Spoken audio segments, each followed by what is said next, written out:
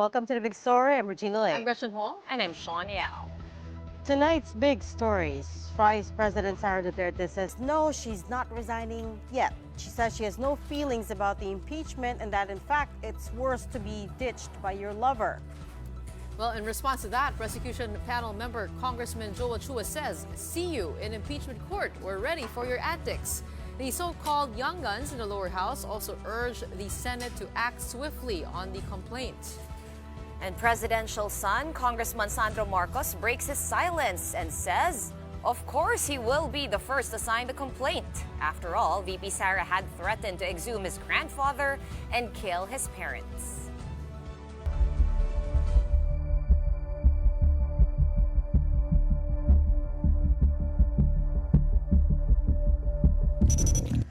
Impeachment still very much the top story tonight, especially as several key questions remain over how it might play out.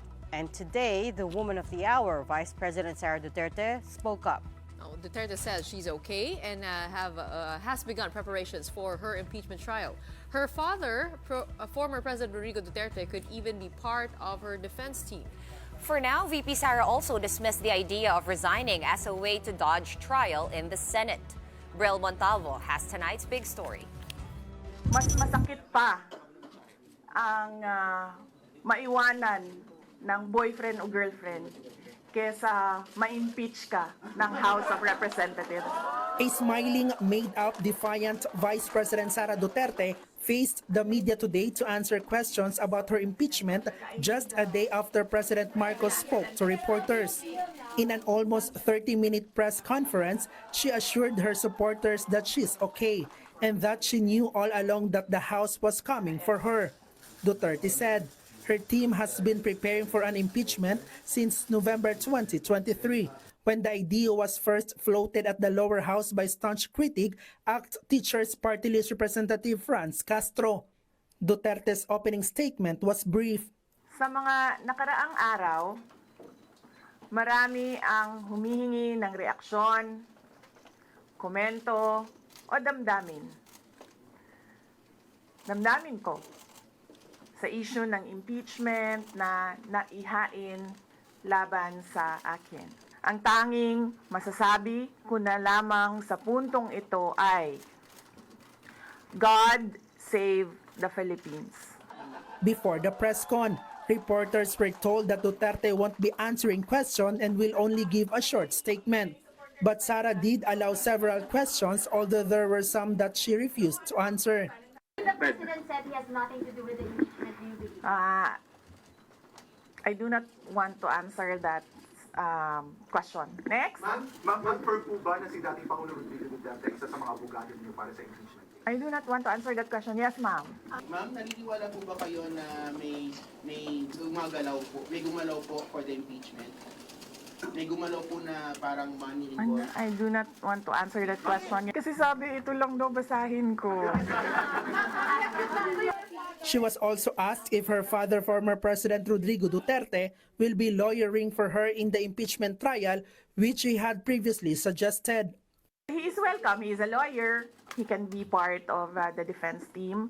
But because of his age and because of rigorous preparations in an impeachment case, baka sabihin ko sa kanya na wag na lang siyang mag-lead. VP Sara also shared her father's response to her House impeachment. His reply was a song. MacArthur's Park. So, nagpadala siya ng video na kumakanta siya.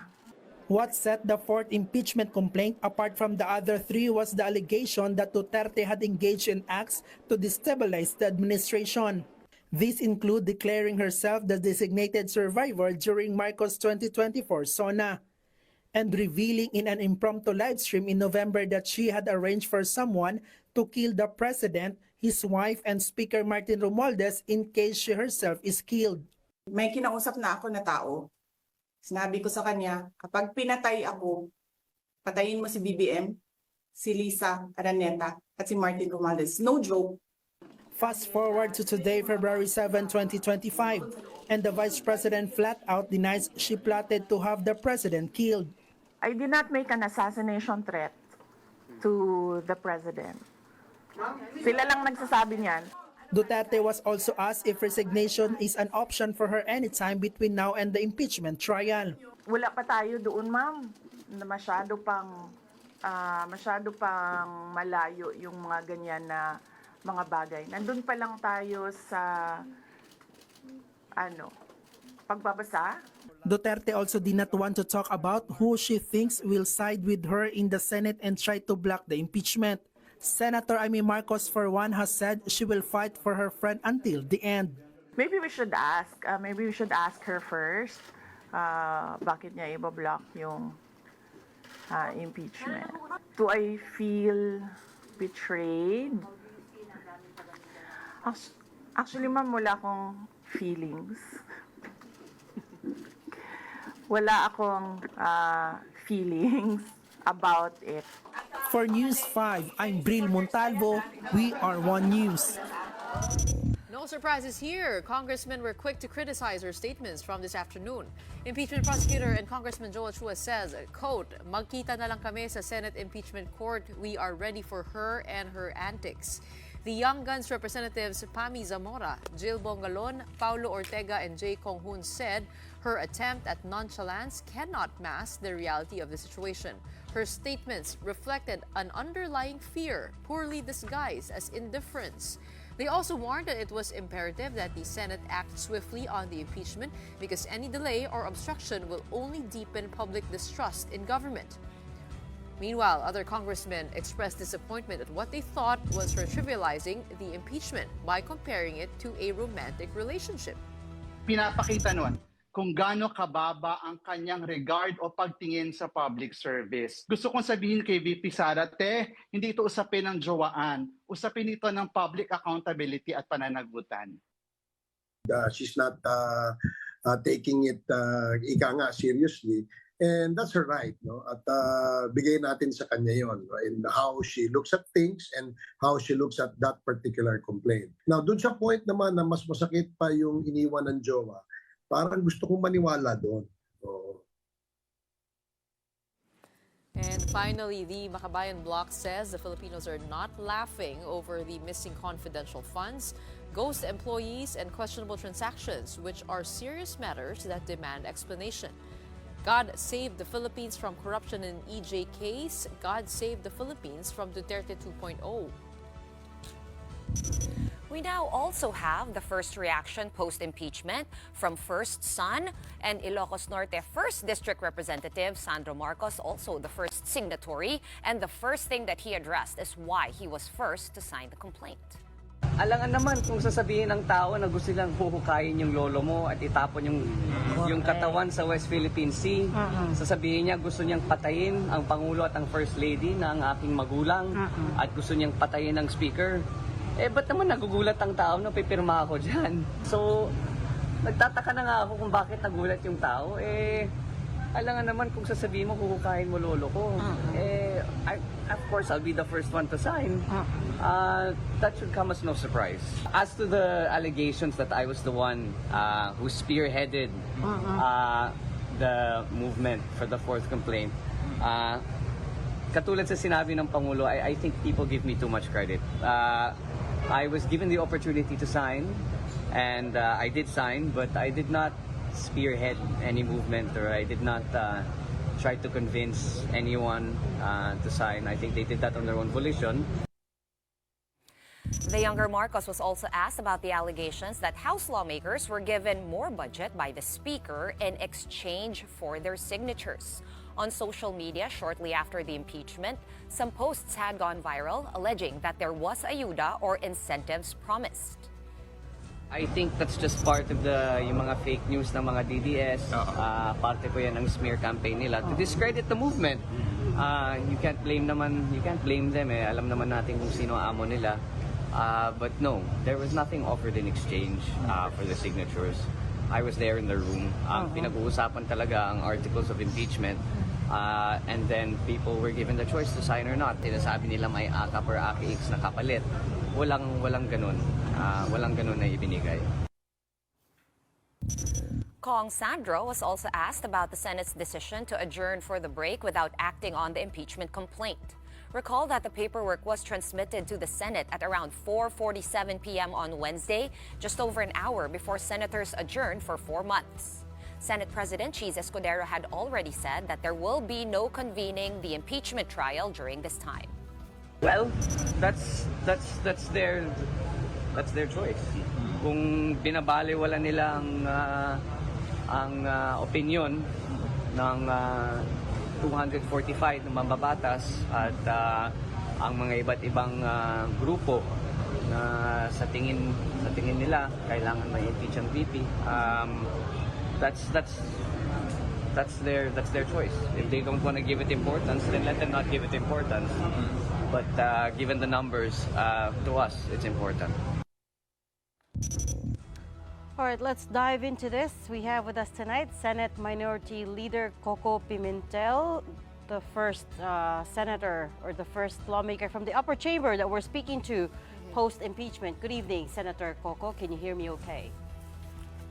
Can you hear me, ladies? Magandang gabi po sa inyo.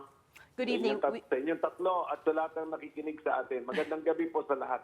Magandang gabi, Senator. Thanks for making time for us. Let's begin with the fact that the articles of impeachment was transmitted to the Senate on Wednesday evening. It was received by Senate Secgen Renato Bantug at 5:49 p.m. The Senate adjourned at 7 p.m. So that left you just a little over an hour.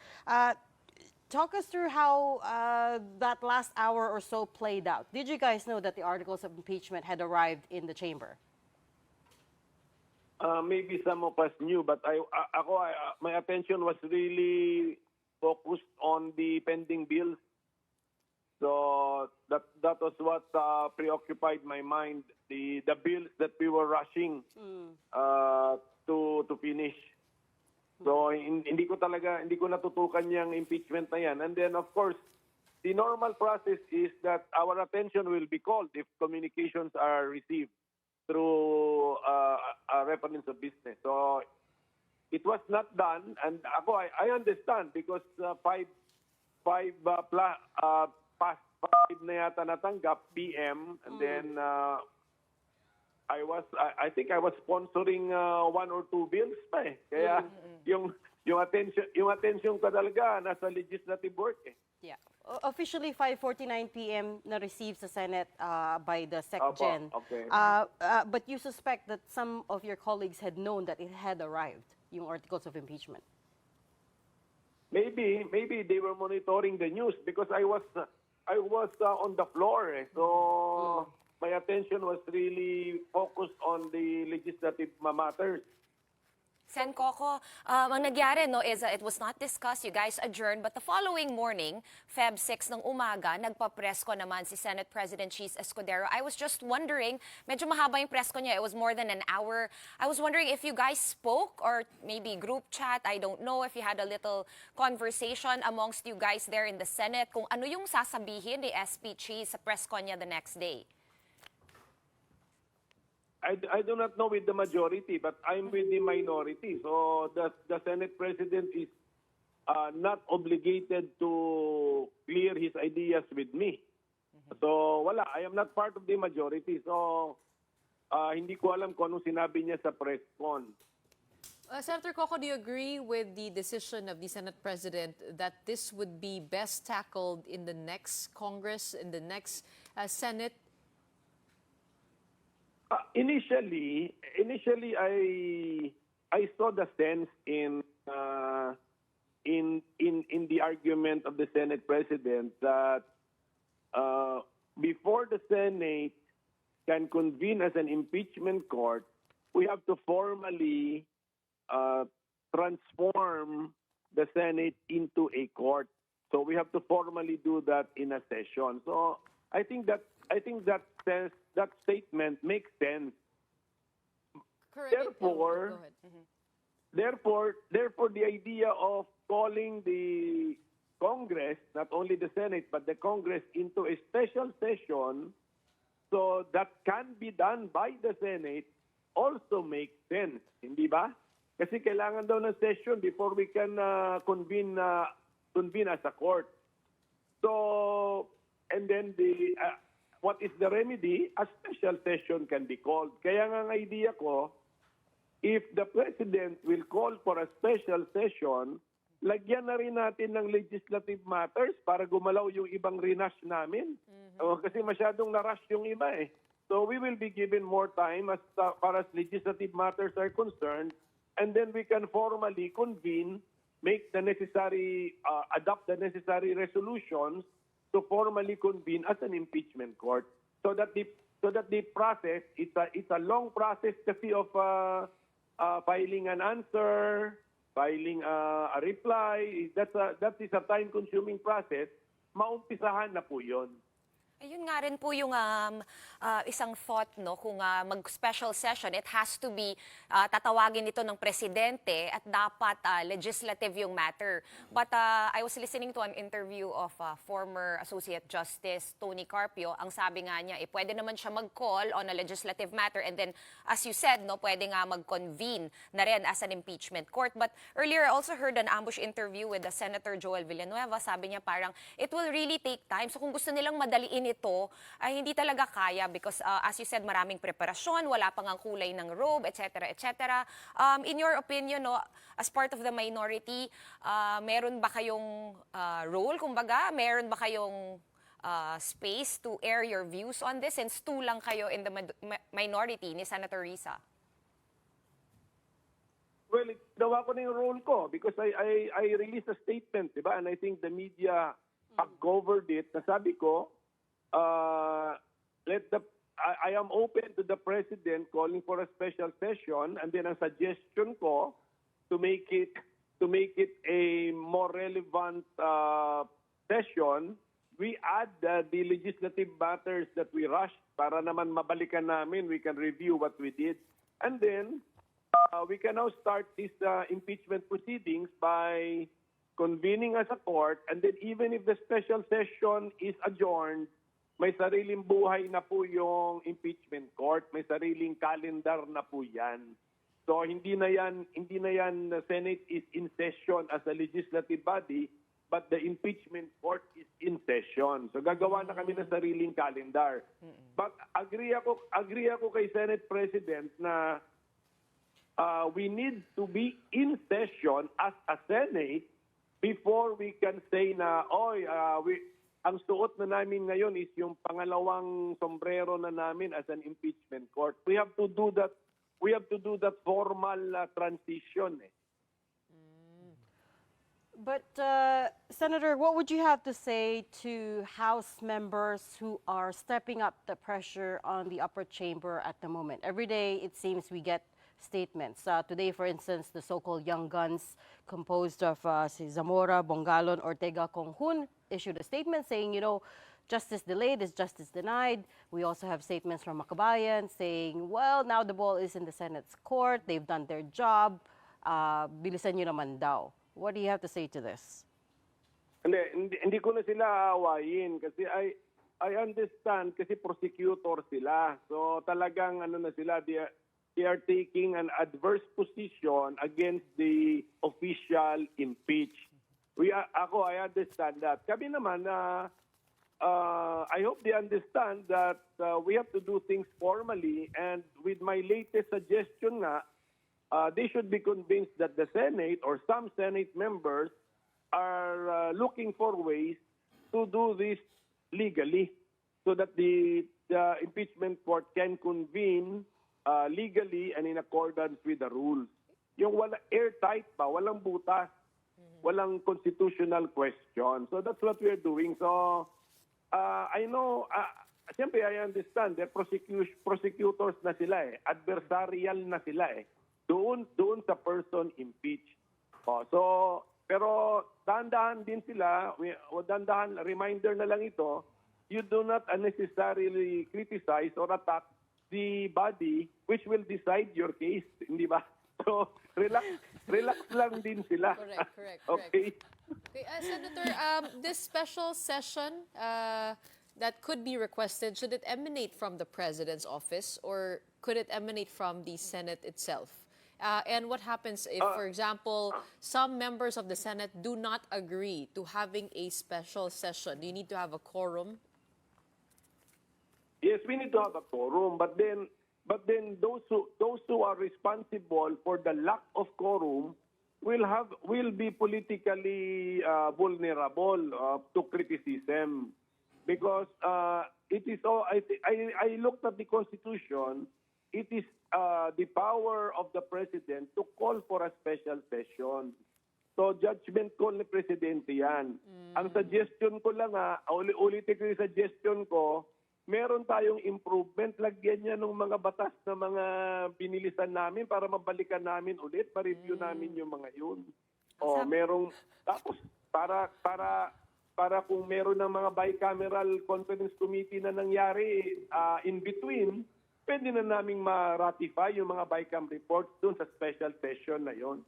Ang sabi kasi ng presidente sa kanyang press briefing kahapon, he is open daw kung mag-request daw ang Senado ng special session, then he will think about it. But I was just wondering, Sen Coco, since you are one of the lawyers in the Senate right now, I think you're only 4 or 5 off the top of my head. 5 of us. 5 of you. 5 of us, yes. I wonder if you also looked into the provision, or is there anything in the... I know it's not clear in the Constitution whether or not this can cross over from the 19th Congress to the 20th Congress as being proposed right now. No preparations done by the 19th, the actual trial proper by the 20th.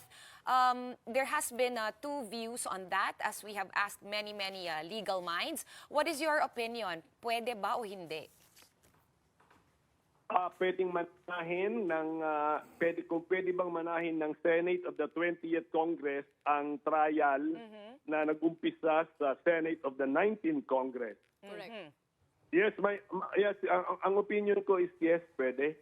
Kasi it is the Senate, eh. So, and this is a non-legislative function of the Senate.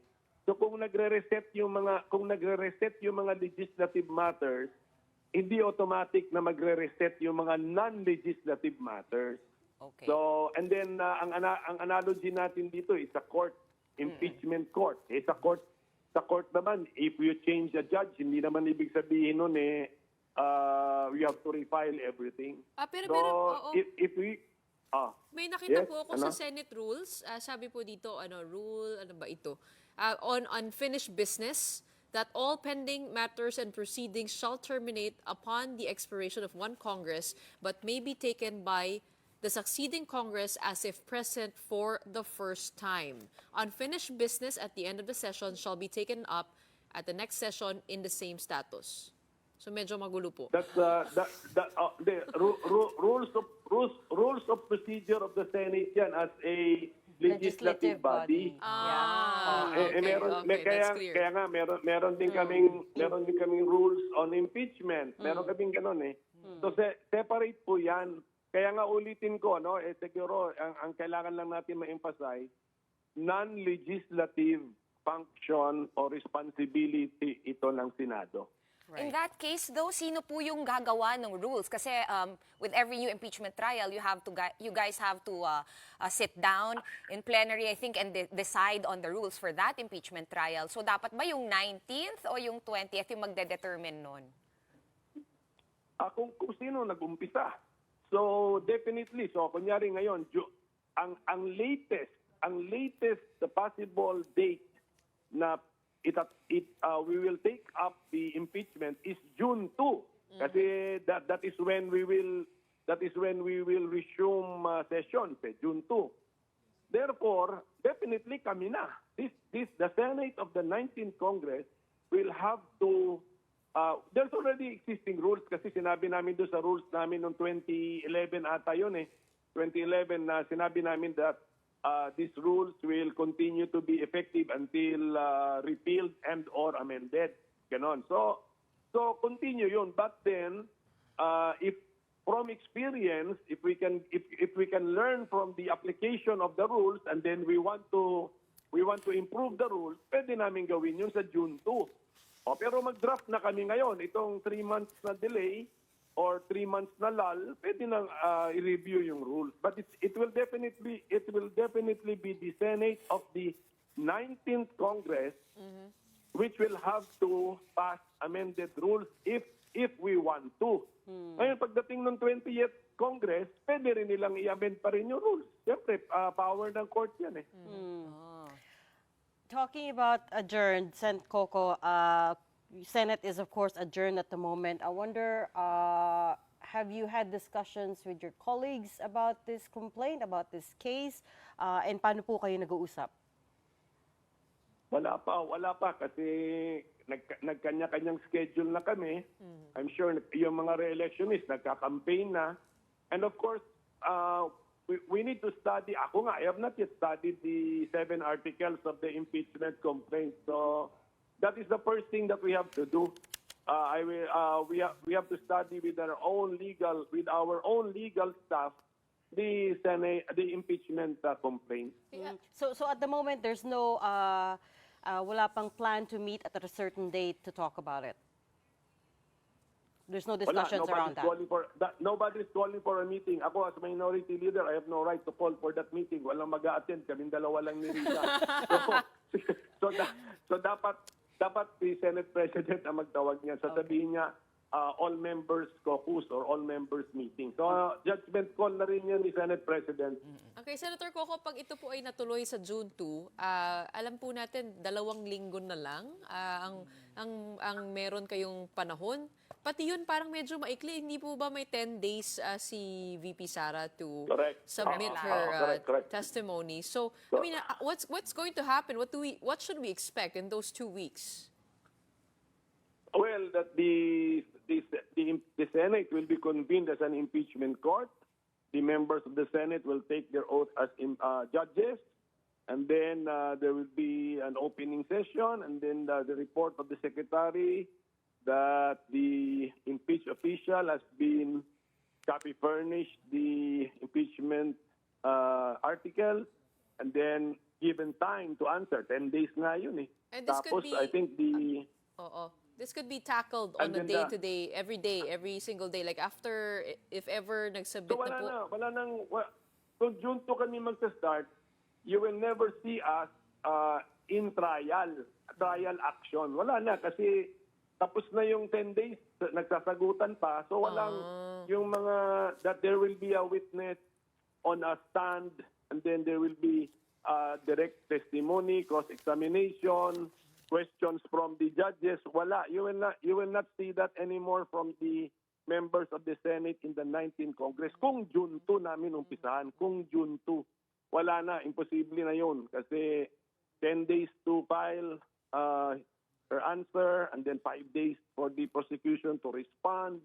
Eh, siyempre may mga time lag pa yan eh. So yun po. So, but at least naumpisahan. Pero June 2, so June 2 ngayon, logic tells us the latest date that we can start to convene, that the Senate can convene as an impeachment court is June 2. The latest.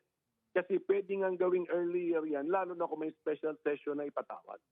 I'm sure, Sen. Coco, nung in the run-up to the actual last day of Congress, kung saan lumitaw na nga itong fourth complaint, the actual impeachment complaint, naging usap-usapan na rin not only ng buong sambayanan, pero I'm sure kayo-kayo dyan sa Senado, because campaign period nga, so half the members, at least half the members or quarter, are re-electionists and will be going around and campaigning. So, would you give us a sense kung willing ba mag-convene if ever, or talagang kung pwede, hindi, kasi busy nga sa kampanya ang karamihan? Well, hindi ko alam yon. Hindi ko sila na-interview isa-isa. Pero pag magpatawag ang presidente ng special session, it becomes our obligation and duty to attend that special session. Ngayon, for those who will be absent, mapupuna sila ng publiko, sila na ang sumagot sa publiko. Bakit sila absent? Okay. But because we are talking about the campaign period here, and we do have re-electionists in the Senate who will serve as trial judges, what should be the decorum expected of them in the campaign period? Are they allowed to talk about this? Several senators have already given out statements, like Senator Amy Marcos, who said ayaw niya ng impeachment. Senator Robin Padilla, I think, is he a re-election is, but he also gave a statement. Is that allowed? Is it, or is this something that's out of what should be done?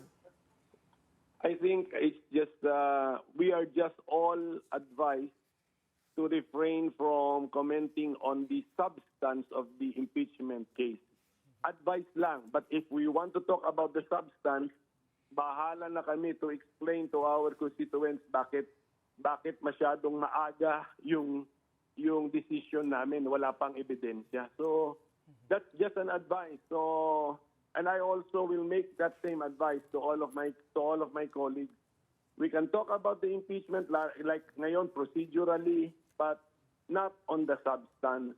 As much as basta avoid the substance, but if they want to talk about the substance, there will be no sanction.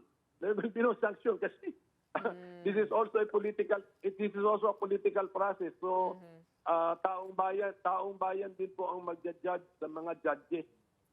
Correct. Tawagan nila dito election issue, no? Major election issue, and yet you kind of are naturally have a gag order na parang you can't say this because matataint yung inyong view moving forward. But it is still a trial. Yeah, but I wanted to home in on the special sessions. Yeah, go ahead, Senator. It's not that you can't comment. You're just advised na it's best for your own peace of mind and for your political career not to comment as a judge. But if you want, if you are so bold to comment, then go ahead. There is no sanction. So taong bayan ang maghuhusga sa iyo.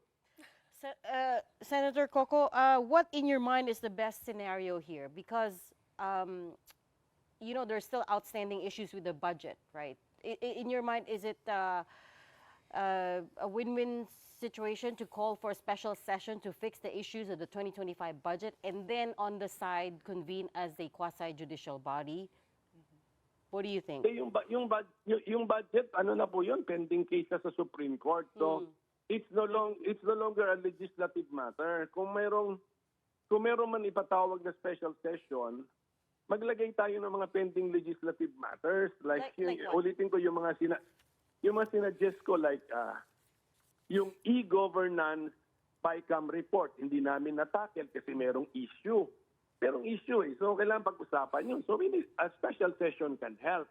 And then ako, I have 2 bills. The Judiciary Fiscal Autonomy Bill at saka yung Office of the Chief State Counsel Bill ng DOJ. So, if there is a special session, then those 2 bills can also benefit. So, ganon. There will be bills na maka-benefit. So, we will take this up sa June 2. Pero if we can take them up earlier, di mas mabuti. Yeah, diba? but these are minor bills, Sen. Wala bang mas importante dyan? Kasi kung magtatawag ng special session, dapat talagang weighty because emergency. If we call a special session on an e-governance bill, I mean, people are gonna, criticize that and say that's just an excuse.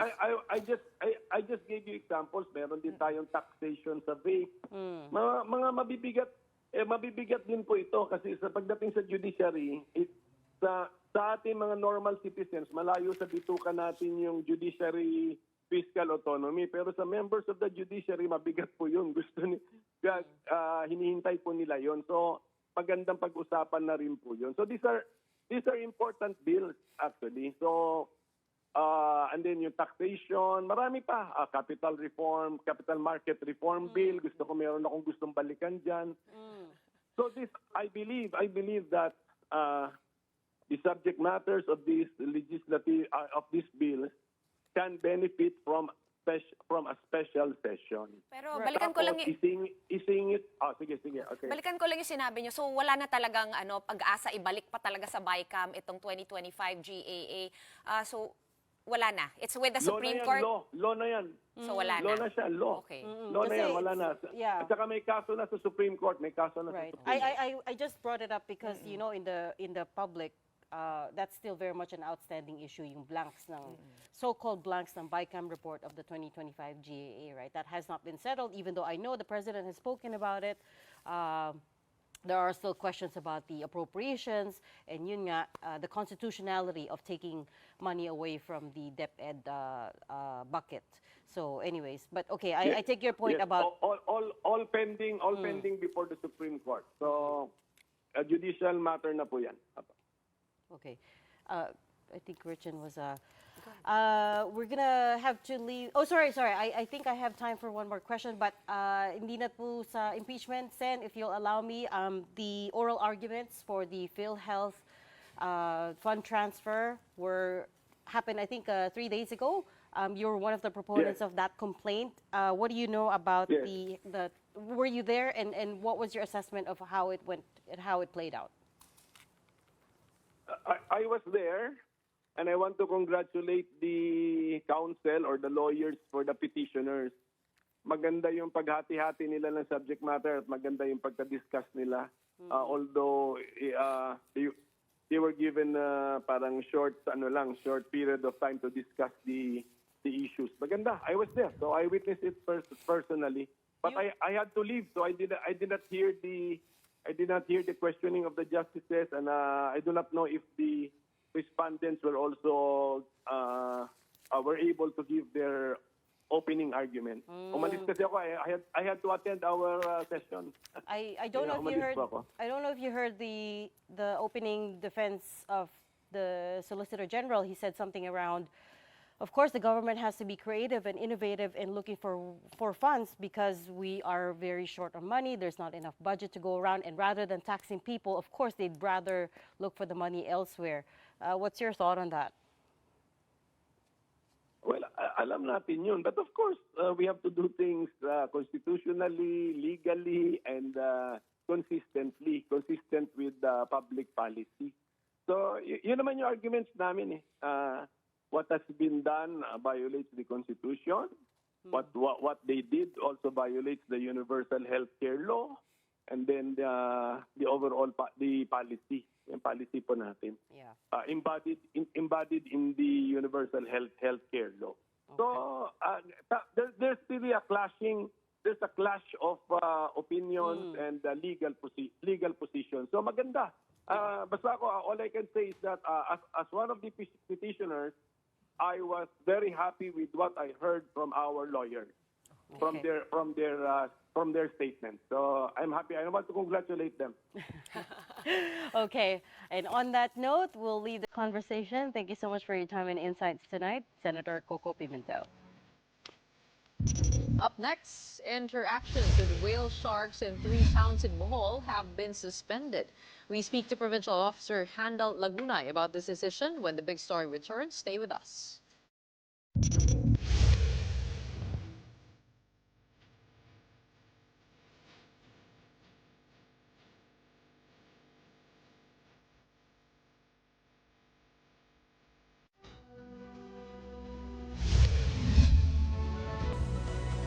Welcome back. You're still watching the big story here on One News. Whale shark watching has been one of the Philippines' top tourist attractions. Now, these gentle giants, the largest fish in the sea, can be found most famously in Donsol, Sorsogon.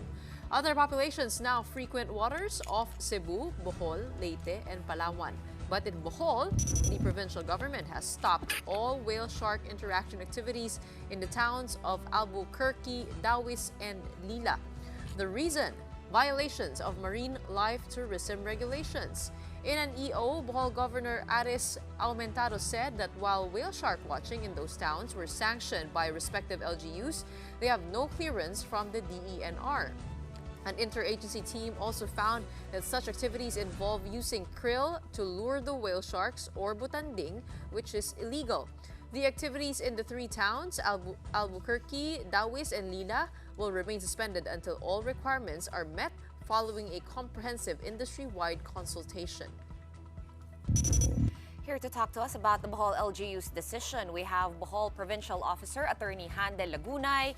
Attorney, good evening and welcome to the big story. Can you hear me okay? Yes, I can hear you okay. Good evening to all of you, ladies. Thank you for having me. Okay. Attorney, first of all, I'm sure you've gotten mixed reactions. I'm sure the environmentalists and the marine biologists are extremely happy, but I'm sure the tour operators are not so happy about this decision. But can you tell us what made you guys change your mind and finally put your foot down against feeding? Yes, it's the effect on the environment really that sort of the final straw that broke the camel's back. Because by feeding krill, it created foul odor on the sea waters. And this feeding area, this Lila, Albuquerque, and Dawis, especially Dawis, is within Panglao Island. And Panglao Island is our main draw for beautiful beaches. And not far away is Balikasag Island. If this whale shark interaction activity will continue and the feeding continues, so this will have an adverse effect on our entire tourism industry. So it's really balancing. It's a choice between giving in to the business interest of these operators as regards the entire tourism industry of Bohol, wherein thousands of Boholanos are dependent. Yun nga So eh. we just don't want to do some damage on our tourism industry. Aside from, these are clear violations of marine wildlife interaction guidelines. Okay, attorney, how do those affected by this memo that you guys put out, yung mga bangkero, yung mga nagpapakain, ano yung sentimento nila, and will they really be out of business? Did you guys plan before putting out the memo, like what's going to happen to them, or give them perhaps an alternative? Because I understand that Butanding is such a big draw because they are magnificent creatures. Yes. Before Governor Aris Aumentado issued the EO, he met with representatives from the Department of Labor and Employment here, and also with the Social Welfare Office to prepare for some financial package for these affected workers in the whale shark watching industry. So they will be given some assistance to tide them off to the next season. But even before this whale shark watching came in, they have some livelihood. No, this is an added income for them. Of course, some of them may have relied entirely for this, but if after an industry-wide consultation with the conservationists, environmentalists, marine scientists, and biologists, if this can really be resumed, no, the whale shark watching operation and interaction, then they will have their livelihood back in this respect. But first, help us understand, attorney, what the problem is with using krill. Krill, as I understand it, is the small shrimp-like creatures. You mentioned Yes, foul. yes. You mentioned foul odor, but what other problems are there with using krill? Well, krill, no, they're like small shrimps, like bagoong, kumbaga. And they source this from Mindanao. And sometimes these are not fresh anymore. So that's why when you put them in the water to feed the whale sharks, the more they feed so that the longer the whale sharks will stay, there are some krill that are left in the water, and that's why they emit foul odor. Pero yun lang so far, attorney. It's the foul odor, and Yeah, are they acquired? yes, and aside from that, according to our marine scientists, it's not really good to feed the whale sharks because it will disrupt their migratory path and their behavior. Instead of proceeding to their next place to go, because they have a path to follow, they stay in one place. And also, by just feeding krill, it also disrupts their nutrition. So instead of enjoying a variety of food to give them the various nutrients, it's just plain krill. So there's an imbalance in their diet. That's what the scientists say. Attorney, is this a permanent ban that you're enforcing, or are you looking to change behavior to improve the protocols when it comes to treating the butanding? Meron po ba kayong ganun? And do you also have data on how many whale sharks are present in the area? Have they decreased because of these activities? Well, for now, the order of the governor is immediate cessation, immediate stoppage.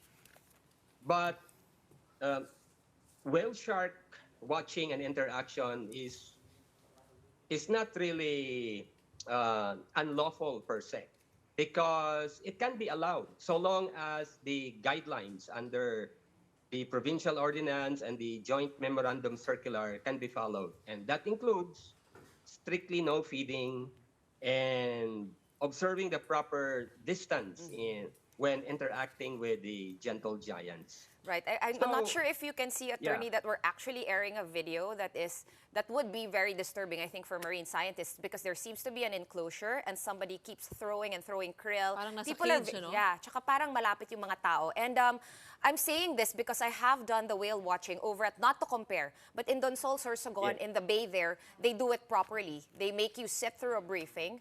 And then the watchers themselves, sometimes if you're unlucky, you can stay there a week and actually not get an interaction if they are naturally absent during that time, right? Is there any kind of plan in the future to kind of enforce these same standards when it comes to butanding watching? Yes, precisely. What we are seeing there, they are making bubbles, making noise to attract the butanding, which is one of the acts expressly prohibited under the ordinance and the joint memorandum circular. So there has to be proper training and proper imposition of the guidelines so that if ever in the future, whale shark watching can resume in Bohol. Attorney, can you help us understand how big this industry is? How many businesses are affected by the EO of the government? Yes. By the way, we don't have a data how many whale sharks these are, no? But they are the same group of whale sharks that goes from Lila to Albuquerque and Dawis. I think it's a big industry because in one town, accordingly, they earned around 26 million pesos in 1 year. And that town really, out from their share from the whale shark watching business, was able to provide social services to the people. So it's really a big industry. It's gaining, and some barangays, some towns are even contemplating to have their own whale shark watching. It's starting to get out of control. So the governor has to put his foot down, and he mentioned enough is enough. We can't have more than 3 towns having whale shark watching, and so he ordered to put a stop, aside from the fact that they are violating the guidelines on the interaction. Are you worried that the province might lose tourists because of this? I mean, already the country is having trouble hitting its tourism target, right? And Bohol is one of the biggest draws. So with this ban, of course, people are, that's going to discourage some people. What's the provincial government thinking? Yeah, so we're really thinking about the sustainability of our tourism.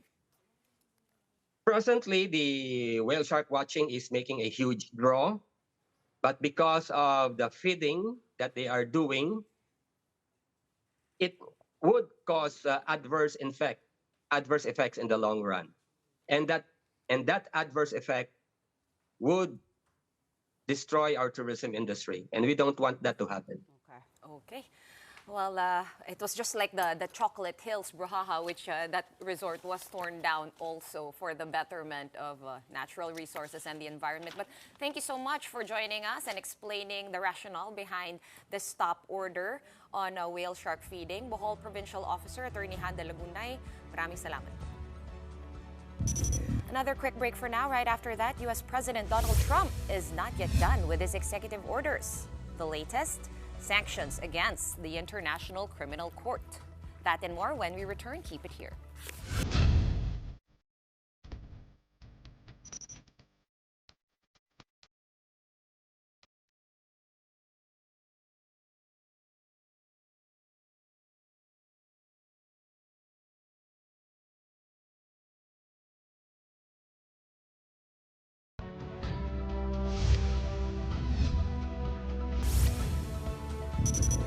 Welcome back. You're still watching The Big Story here on One News.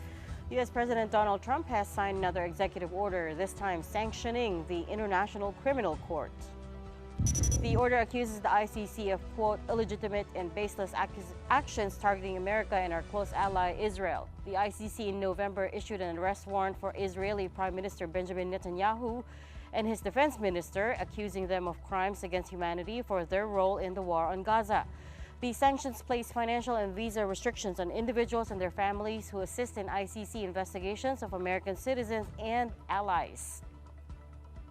The ICC condemned the move in a post on X, saying the order seeks to harm its independent and impartial judicial work. It also called on its 125 state parties, civil society, and all nations of the world to stand united for justice and fundamental human rights. Interestingly, while the U.S. played a central role in the establishment of the Rome Statute that created the ICC, it's actually not a member state. Neither is China, Israel, and Russia. The Philippines was a signatory until former President Duterte pulled it out in March 2018, and it took effect a year later. It's not clear at this point whether the U.S. sanctions will affect the ICC's investigation of Duterte's war on drugs, but the Marcos administration has in recent weeks signaled a softer stance on its probe. Meanwhile, a U.S. surveillance plane crashed in Maguindanao del Sur yesterday, killing all 4 people on board, including 1 U.S. military service member and 3 defense contractors. The aircraft, contracted by the U.S. Department of Defense, was performing routine intelligence and surveillance operations as part of the U.S.-Philippine security cooperation efforts. The U.S. Indo-Pacific Command reported that the cause of the crash was still under investigation. U.S. forces operate in Mindanao to assist the Philippine military's counterinsurgency efforts. Last November, the Philippines and the United States signed military intelligence sharing agreement, allowing both countries to exchange classified military intel without disclosing sensitive information. And on a much lighter note, it is Friday, and we are ending a week with a story about beginnings. Our big picture tonight. The hosts of One News's morning block starting Monday, February 10. There's our very own Gretchen Ho for her news show, Morning Matters, that airs from 8 to 9 a.m. That's Mondays to Fridays. Coming on after that at 9:30 is Money Talks, hosted by Kathy Yang. At 10 a.m., husband and wife tandem, Diego and Angela Castro, bring news and views until 11.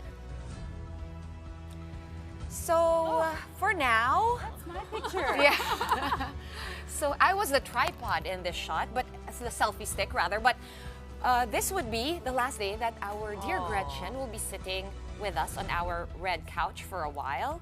But we will sure miss taking photos with her right here in this very studio. 4 years I spent in the evening shift. I super enjoyed. Are you excited for Monday?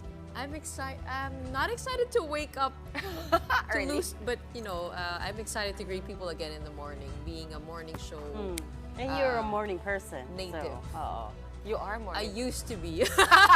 Until she became a Until night I person. became a night person.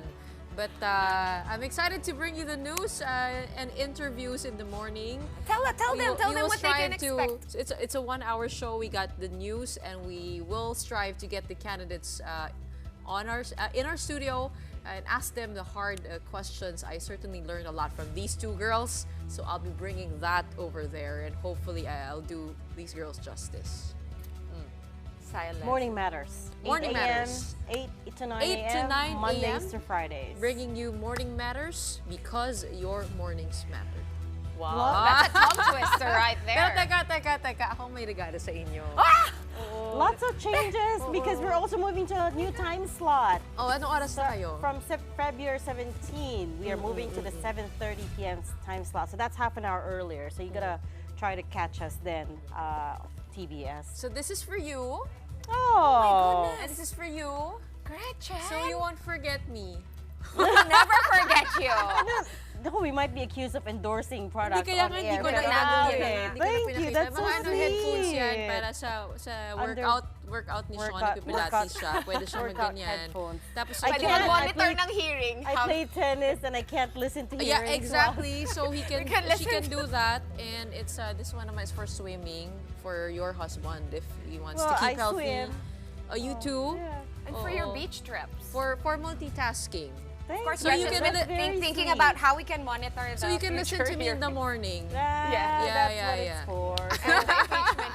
And the impeachment. And the impeachment. And listen to all Self-serving, the ano. coming trials. No, but seriously, I will miss you guys. I No, probably seriously, we won't will be miss around you in the so much. evening. No. Maybe, I was gonna say, maybe someone's absent. Maybe. Who knows? We'll But, be complete again. Well, yeah. Yeah. I don't know when that's gonna happen, but But because we'll I'm see. also graduating in 3 weeks' time, moving on to a different show. as Let's well. see. A lot of changes So- here. So Like Shawn that is song gonna- says. Well, as for my replacement, you gotta wait for her on Yes. Monday. So, like that song says, every new beginning comes from some akala ko other you beginning's you were end. talking about the song that the VP talked about. MacArthur's Park? MacArthur's Park. It's melting in the dark with all the sweet green icing flowing. I don't know, I'm that not was before my old, time. but my dad That was loves the song. That was before my I've time, memorized friend. Hindi ko alam yun. Hindi ko rin alam yun. Okay. I'm not a very sentimental person, but this is making Mukhang me a alam ni bit Nico Halili sentimental. yung kanta. Naku. That's it for us tonight, as well as for the three of us in one show. This is the last night. Well, this is the big story. Saying that for one last time.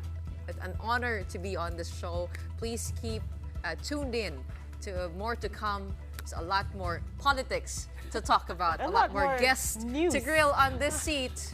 But they got it all taken care of. We are One News, all sides, all the time. Thank you as always for tuning in. Have a good night and a great weekend.